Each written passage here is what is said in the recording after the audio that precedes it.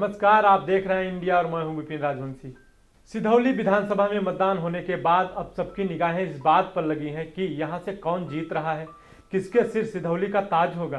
क्योंकि यहां के मतदाताओं ने 23 फरवरी को हुए मतदान में उनकी किस्मत ईवीएम में कैद कर दी है। हालांकि 10 मार्च को मतगणना में इसके नतीजे सामने आएंगे, लेकिन सियासी दलों के प्रत्याशियों के समर्थकों में अपना अपना प्रत्याशी जिताने की होड़ मची है। साथ ही हार जीत को लेकर सट्टा बाजार भी गरमाया है।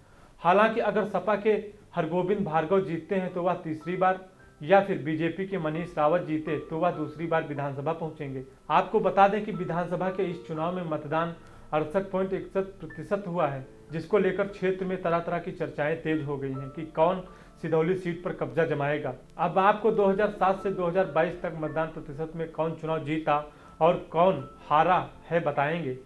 2007 विधानसभा चुनाव में यहां से हरगोविंद भार्गव बसपा से विधायक बने थे और प्रदेश में सरकार भी बसपा की ही बनी थी। यहां से 7 बार के विधायक व मंत्री रहे श्यामलाल रावत चुनाव हारे थे। तब यहां पर 50.71% मतदान हुआ था।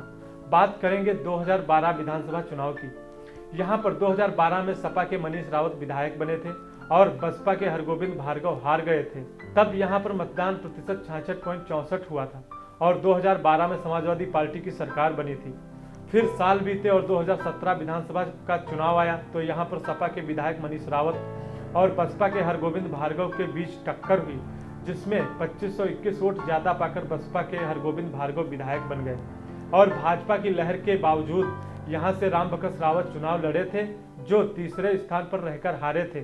सरकार भाजपा की बनी थी। तब यहां पर 70.62% मतदान हुआ था। अब बताते हैं कि 2022 में क्या है।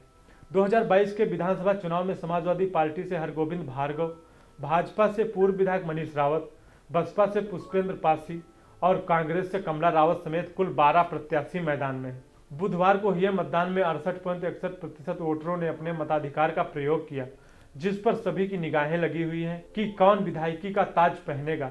लेकिन यह अब 10 मार्च को ही पता चल सकेगा कि सिधौली की हाट सीट पर कौन विजय पताका फहराएगा। लेकिन समर्थकों में एक दूसरे को जीत दिलाने की होड़ मची हुई है।